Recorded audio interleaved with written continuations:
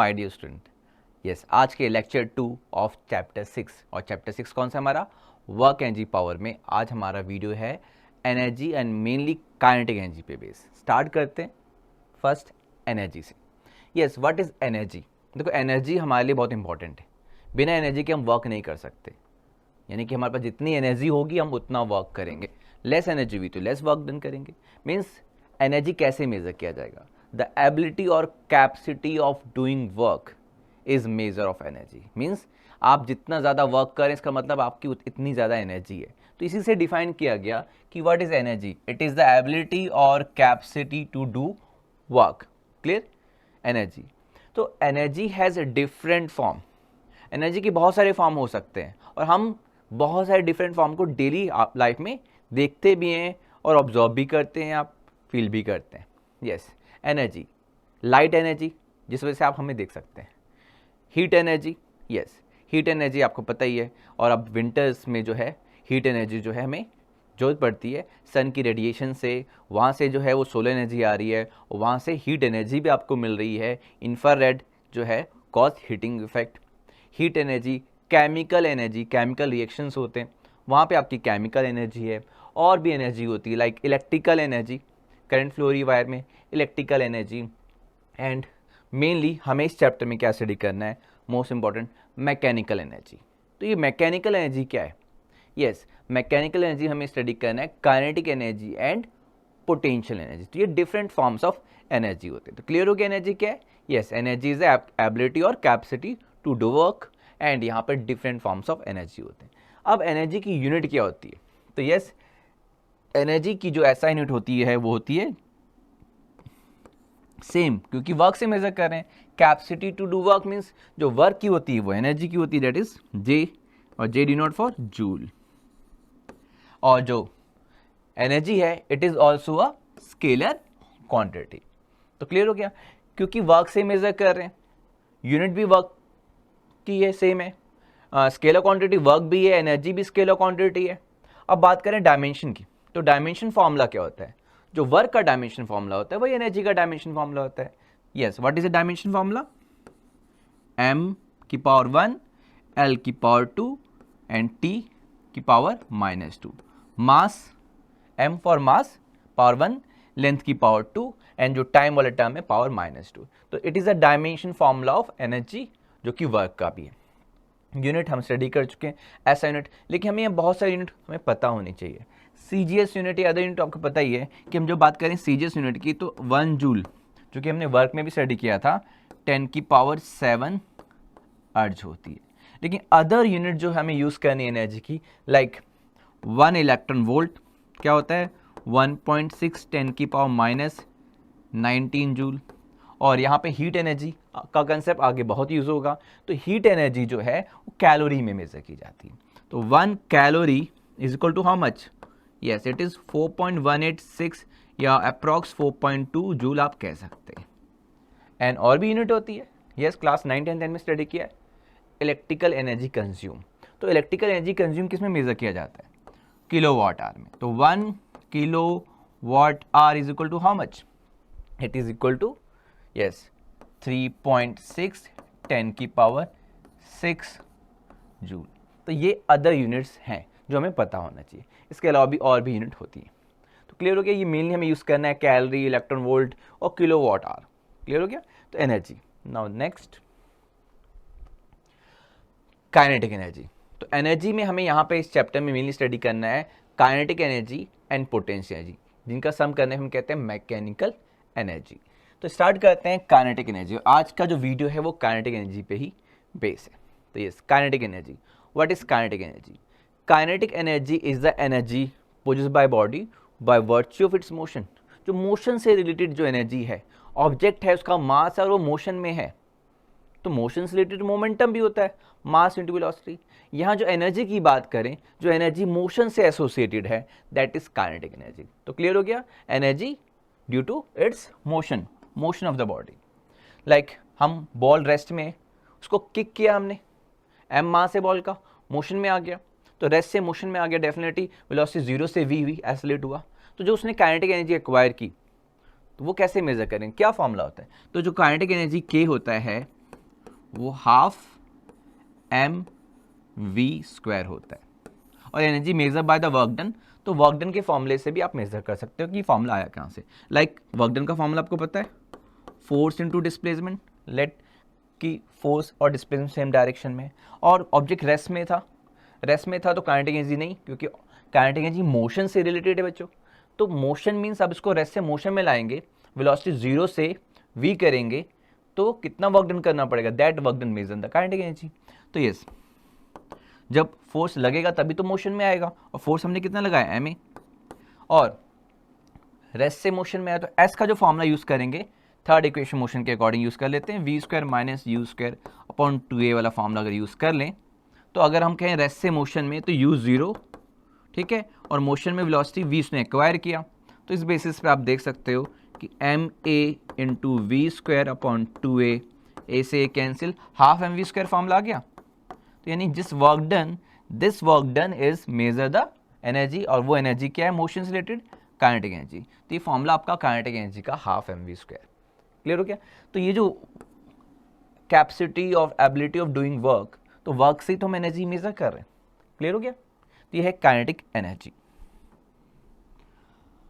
Now बात करें kinetic energy, तो हमें समझ आ गई एनर्जी जो कि मोशन से एसोसिएटेड है, formula half M we square. But motion से एसोसिएटेड एक और फिजिकल क्वांटिटी है जो कि हमने प्रीवियस चैप्टर में भी स्टडी किया और अब यहाँ पे रिलेट भी कर रहे हैं। Yes, quantity of motion content the body, यानी product of mass and velocity, M V. तो काइनेटिक एनर्जी हमें पता है half M we square, momentum पता है M V, then what is the relation between kinetic energy and momentum. क्या relation होगा, एक बॉडी है तो उसका मास पता है, और बॉडी मोशन में है तो उसका मोमेंटम भी है और उसकी काइनेटिक एनर्जी भी है, तो दोनों को रिलेट करना है। आप देख सकते हैं फॉर्मूले में, ठीक है। अब ये आपकी वेक्टर क्वांटिटी है, आप सोच रहे होंगे ये तो वेक्टर क्वांटिटी है, और रिलेट करेंगे तो फिर काइनेटिक एनर्जी भी वेक्टर क्वांटिटी होनी चाहिए। नहीं, काइनेटिक एनर्जी वेक्टर क्वांटिटी नहीं है, क्योंकि हाफ एम, ये हाफ तो एक टर्म है स्केलर, मास भी स्केलर, ये आप सोच रहे हैं वी से होना चाहिए, तो वी स्क्वायर है, जो कि वी स्क्वायर को हम क्या लिख सकते हैं, इस वी स्क्वायर को जो देखो आप, तो वी डॉट वी लिख दिया इस तरीके से, तो डॉट प्रोडक्ट से क्या आया, वी स्क्वायर आया। तो इस वजह से ये टर्म वी स्क्वायर जो है ना, वो स्केलर टर्म हो गया, तो वी डॉट वी से ये स्केलर टर्म आ गया, क्योंकि डॉट प्रोडक्ट से स्केलर, तो वी स्क्वायर इस वजह से आपकी हम कह सकते हैं कि ये आपकी प्रूव हो गया कि स्केलर क्वांटिटी ही है। नाउ रिलेशन क्या है आखिर काइनेटिक एनर्जी एंड मोमेंटम में। तो हम क्या करते हैं कि बॉडी का मास तो हमें पता है, भाई स्पीड तो वेरी हो सकती है, ठीक है, तो v की जगह हम पुट कर देते हैं। तो यहाँ से अगर हम देखें कि v की वैल्यू अगर फाइंड करें तो p बाय एम आएगा, और v की वैल्यू जो p बाय एम है अब यहाँ पुट कर दें काइनेटिक एनर्जी वाले फॉर्मूले में। तो देखो kinetic energy k is equal to half m, v की जगह पुट कर देते हैं p बाय एम का square, and what we get, kinetic energy k is equal to half m p square upon m square, एक m से cancel हो गया, and what we get, kinetic energy k is equal to p square upon 2m। Okay, ये जो जितने फॉर्मूले आप study कर रहे हैं ये याद होना चाहिए, क्योंकि ये जो फॉर्मूले आप चैप्टर 5 में, चैप्टर इवन 3, 4, 5, 6 जो चैप्टर आप स्टडी करें, चैप्टर 7 में उसके एनालॉगस ही फॉर्मूले आने वाले हैं। यानी ये अगर चैप्टर तैयार है तो चैप्टर 7 जिसको डिफिकल्ट मानते हैं, डिफिकल्ट नहीं, क्योंकि ये चैप्टर जो आपके हैं वही चैप्टर 7 में उसके एनालॉगस फॉर्मूले बनने वाले हैं। यानी ये चैप्टर कंसेप्ट क्लियर, तो आगे चैप्टर 7 बहुत ईजी हो जाएगा। तो k is equal to p square upon 2m, इसका फॉर्मूला भी एनालॉगस जो चैप्टर 7 में यूज करेंगे, यानी रोटेशन वाले कंसेप्ट में। तो यहाँ पर kinetic energy P square upon 2m आ गया, ये रिलेशन क्लियर। अब इस फॉर्मूले से बहुत बेसिक क्वेश्चन बनते हैं, इवन ये फॉर्मूला आपके 9th क्लास में भी था। तो क्या बेसिक क्वेश्चन बनते हैं कि जो बॉडी है, बॉडी गिवन है, उस बॉडी का हम स्पीड अगर इंक्रीज कर दें, अगर स्पीड डबल कर दे, तो एक पर्टिकुलर डायरेक्शन बॉडी मूव कर रही, स्पीड डबल कर दे तो मोमेंटम डबल हो गया ना। लेकिन अगर मोमेंटम डबल हो गया तो क्वेश्चन ऐसे आ जाता है कि मोमेंटम डबल हो गया, डबल का मतलब क्या होता है, हम कह सकते हैं 100% इंक्रीज भी हो गया। डबल का मतलब होता है v से 2v हो गया, मतलब 100% इंक्रीज भी हो गया। देन उस बेसिस पे मोमेंटम अगर डबल हो गया तो काइनेटिक एनर्जी पे क्या चेंज आएगा, यस, काइनेटिक एनर्जी कितने टाइम्स हो जाएगी। तो अगर p डबल हो गया तो स्क्वायर है ना, p स्क्वायर, तो डबल का स्क्वायर 2 का स्क्वायर 4 टाइम्स, तो now kinetic energy become 4 times. ऐसे क्वेश्चंस आपके आते हैं। क्लियर हो गया what is the relation between kinetic energy and linear momentum. और यहाँ से अगर लीनियर मोमेंटम को लिखा जाए तो P = 2mk भी लिख सकते हैं। तो ये दोनों फॉर्मूले आपको क्लियर होने चाहिए और याद भी हो जाने चाहिए। काइनेटिक एनर्जी P²/2m या linear momentum yes square root में 2m ऑफ k यानी काइनेटिक एनर्जी। क्लियर। नाउ अब एग्जांपल जो हमने फॉर्मूला स्टडी किया उस पर एक example formula based concept. If kinetic energy of particle increase by 300%, kinetic energy increase by 300%, यानी लेट मान लेते हैं कि पहले इनिशियली काइनेटिक एनर्जी k है, let a body has initial kinetic energy k और उसमें इंक्रीज कितना आ रहा है, increase by 300%, find the percentage increase in its momentum. तो मोमेंटम में कितना परसेंटेज इंक्रीज आया, अगर इसमें 300% से इंक्रीज हुआ तो मोमेंटम में कितना इंक्रीज हुआ, तो हमें ये सॉल्व करने जा रहे हैं। ठीक है, तो now let initial kinetic energy k मान लेते हैं। तो लेट इनिशियल काइनेटिक एनर्जी जो हमारा k है, ठीक है, k इनिशियल काइनेटिक एनर्जी है, इनिशियल काइनेटिक एनर्जी। अब now the kinetic energy increases, it become k dash, increase to k dash, और कितना इंक्रीज हुआ, इंक्रीज्ड बाय 300%। तो कैसे लिखेंगे, इनिशियल में कितना इंक्रीज हुआ, इनिशियल k में इंक्रीज मतलब प्लस, अगर डिक्रीज होता तो माइनस 300%, दिख रहा है 300% इंक्रीज हुआ। k इनिशियल काइनेटिक एनर्जी उसमें कितना इंक्रीज आया, उस इनिशियल के 300% इंक्रीज हुआ, यानी k का 300%।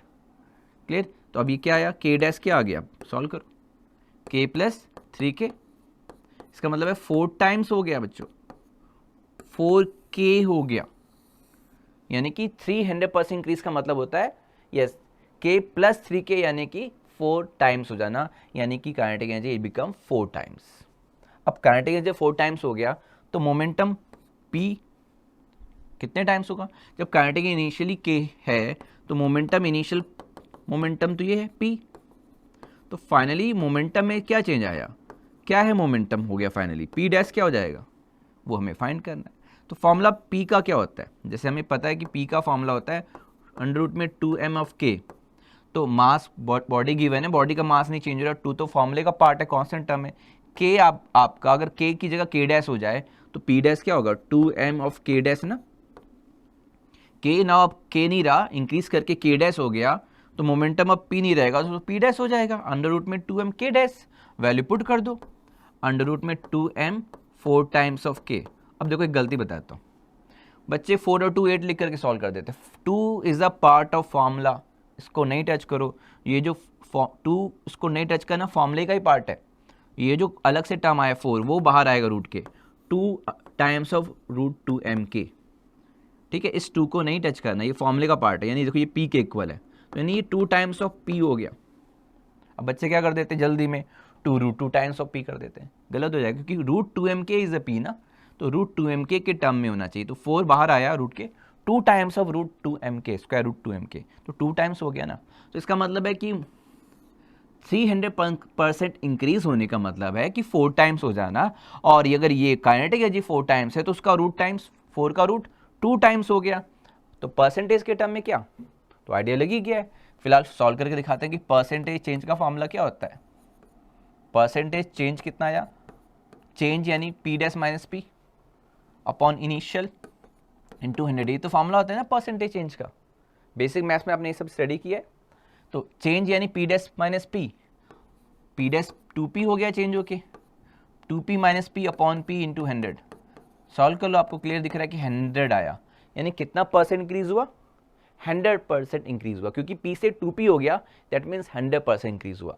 आंसर क्लियर कि अगर काइनेटिक एनर्जी इंक्रीज हो रही 300% तो मोमेंटम इंक्रीज होगा yes 100%। Clear. Now work energy theorem, very important, ध्यान से देखो work energy theorem.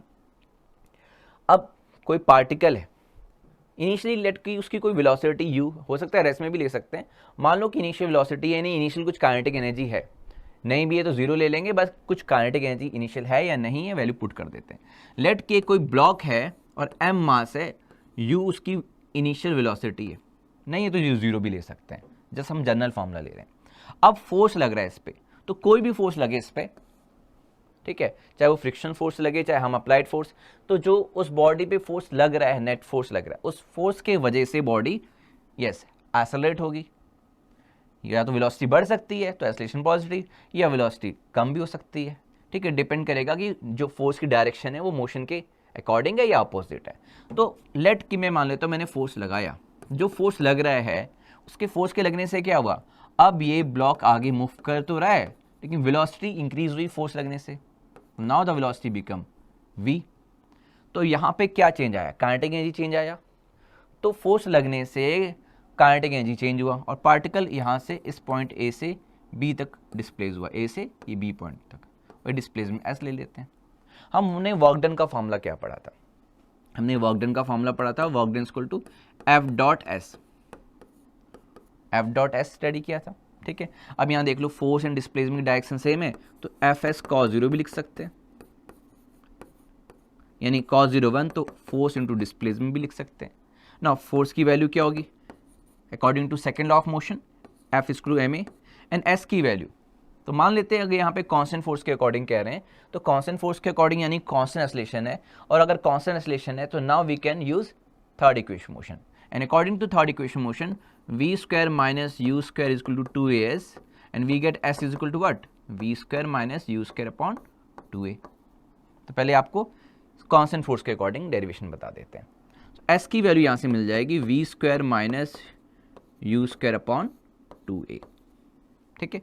And now a से cancel, work done equal to yes half, ये 2 वाला टर्म हाफ, इसको 1/2 mass into we square minus u square, and we get half M we square minus half m u square. क्या दिख रहा है आपको, kinetic energy, final kinetic energy और ये इनिशियल काइनेटिक एनर्जी, यानी कि work done is equal to change in kinetic energy. तो वर्क एनर्जी थ्योरम यही कहता है कि work done by all the forces acting on the particle is equal to किसके इक्वल आया, change in its kinetic energy, and it is work energy theorem.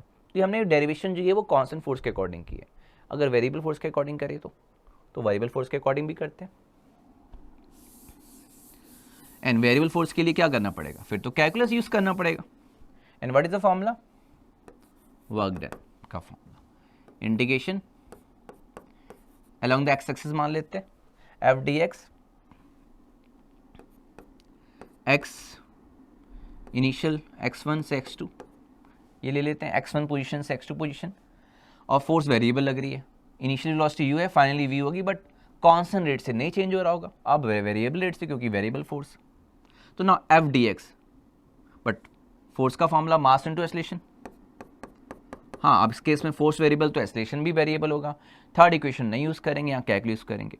तो यानी कि देखो यहाँ पे वर्क डन का फॉर्मूला आया x इनिशियल यानी x1 to x final x2, क्योंकि dx के अकॉर्डिंग लिमिट होती है, इस पोजीशन के अकॉर्डिंग लिमिट होगी, और f की जगह ma लिख दिया तो ma dx। Now a dx क्या होता है, आपको याद होगा चैप्टर 3 में हमें पता है कि a is equal to v dv by dx वाला फॉर्मूला याद आया। तो यहाँ से आपको क्या मिलेगा, यहाँ से जो a dx मिलेगा वो v dv के इक्वल, तो पुट कर देते हैं।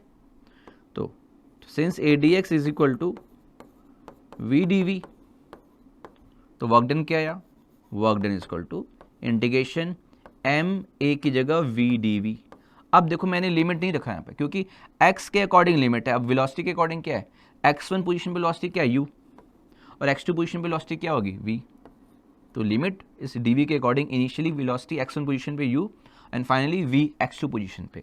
नाउ इंटीग्रेट कर देंगे, मास कांस्टेंट रहेगा, v की पावर 1 का इंटीग्रेशन v की पावर 2 अपॉन 2, और ये स्क्वायर ब्रैकेट में लिमिट इनिशियल u से final v, and what we get, हमें यहाँ वर्क डन मिल जाएगा। तो work done is equal to ये वैल्यू आई, v की जगह v रखेंगे फाइनल वैल्यू, माइनस u रखेंगे इनिशियल वैल्यू, तो आपको यहाँ पे मिल गया m, v की जगह v रखा तो v square upon 2 final value, minus v की जगह u पुट किया u square upon 2, and what we get again here change in kinetic energy. तो हमने work done by variable force भी फाइंड कर लिया, और ये देखा कि ये भी है equal to change in kinetic energy. तो हमने दोनों तरीके की डेरिवेशन सॉल्व कर ली, and it is work energy theorem. Clear. Now next example जो हमने वर्क एनर्जी थ्योरम स्टडी किया उस पर एक न्यूमेरिकल एग्जाम्पल है। Body of mass 0.8 kg has initial velocity vector form में दे रखा बच्चों 3i cap minus 4j cap metre पर सेकेंड। तो इनिशियल स्पीड निकाल लेते हैं, ये वेलोसिटी है तो वेक्टर फॉर्म में स्पीड फाइंड करना पड़ेगा यानी कि magnitude of velocity and the final velocity is -6i plus 2k cap. दिख रहा है -6i प्लस 2k कैप, ये फाइनल वेलोसिटी वेक्टर है। तो यानी फाइनल स्पीड निकालेंगे, इसका मैग्नीट्यूड निकालेंगे और हमें काइनेटिक एनर्जी फाइंड करनी है, change in kinetic energy find करनी है। एंड व्हाट इज डेल्टा के? Change in kinetic energy. Work energy theorem भी कहता है कि इस पे फोर्स लगा तभी तो वेलोसिटी चेंज हुई है। तो डेल्टा के half M we square minus half m u square, या हम हाफ एम कॉमन लें, v square minus u square कर दें, लेकिन हमें वी और यू तो फाइंड करना पड़ेगा। तो यस, पहले v एंड u फाइंड कर लेते हैं। ये इनिशियल वेलोसिटी वेक्टर है, यानी हमें u वेक्टर गिवन है 3i माइनस 4j मीटर पर सेकेंड। तो मॉड ऑफ u क्या आएगा? Mod of u magnitude speed, initial speed आ गई। तो नाउ मैग्नीट्यूड क्या होता है? अंडर रूट में 3 का स्क्वायर प्लस यानी i कैप के कॉफिशिएंट का स्क्वायर प्लस j कैप का कॉफिशिएंट -4 उसका square, and what we get u is equal two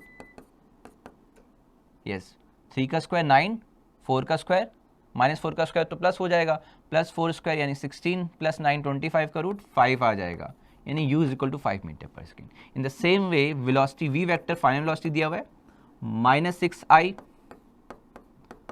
plus 2k metre पर सेकेंड, एंड यहाँ पे आपको v फाइंड करना है, मैग्नीट्यूड यानी v वेक्टर यानी v फाइंड करना है, एंड सेम अंडर रूट में -6 का स्क्वायर प्लस 2 का स्क्वायर, -6 का स्क्वायर 36 एंड 36 प्लस 2 का स्क्वायर 4, तो रूट 40 क्या?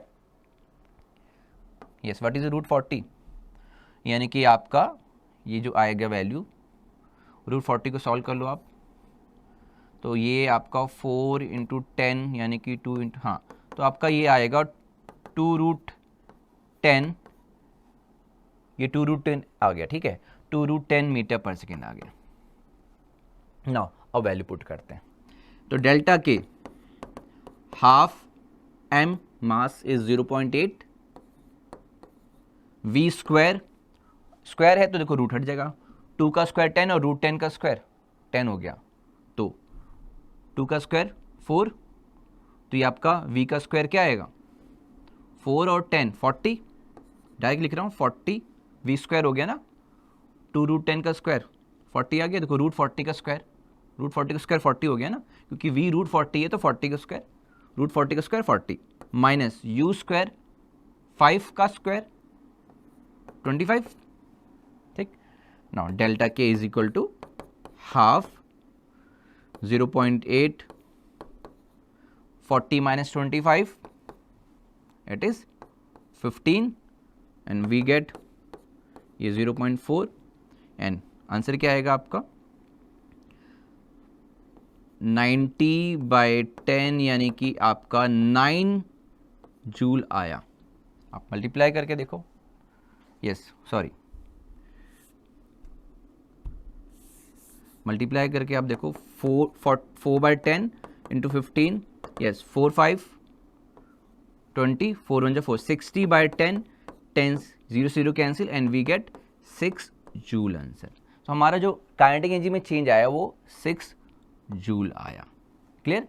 तो हमें क्या किया, हमें वेक्टर फॉर्म में दे रखा, हमें मैग्नीट्यूड निकालना है क्योंकि यहाँ पर v स्क्वायर और u स्क्वायर है, स्पीड है, यहाँ मैग्नीट्यूड निकालना पड़ेगा, उसके बाद हमें वैल्यू पुट करनी पड़ेगी। अब ये जो वर्क डन हुआ इस पे तभी तो काइनेटिक एनर्जी चेंज हुई, तो वर्क डन ही इतना है 6 जूल का, तो 6 जूल का वर्क डन हुआ यानी फोर्स लगा होगा इस पे तभी काइनेटिक एनर्जी चेंज हुई। क्लियर? यस, तो ये हमारा आज का जो टॉपिक था एनर्जी इंट्रोडक्शन के साथ, या मेन जो टॉपिक था वो काइनेटिक एनर्जी वाला कंसेप्ट था। तो ये जो काइनेटिक एनर्जी का कंसेप्ट है वो आपको यहाँ पे मैंने एक बेसिक न्यूमेरिकल्स के साथ करा दिए। अभी इसके और न्यूमेरिकल्स होंगे लेकिन इसमें बहुत सारे कंसेप्ट जुड़ेंगे, फ्रिक्शन का कंसेप्ट जुड़ेगा और भी। तो अभी जस्ट हमने आज इंट्रोडक्शन लिया है, क्या होती है काइनेटिक एनर्जी, क्या होता है वर्क एनर्जी थ्योरम और किस तरीके से वर्क डन जो है वो चेंजिंग काइनेटिक एनर्जी से मेजर किया जाता है। तो नेक्स्ट वीडियो में हम मिलेंगे आपसे पोटेंशियल एनर्जी के कंसेप्ट के साथ। Thank you.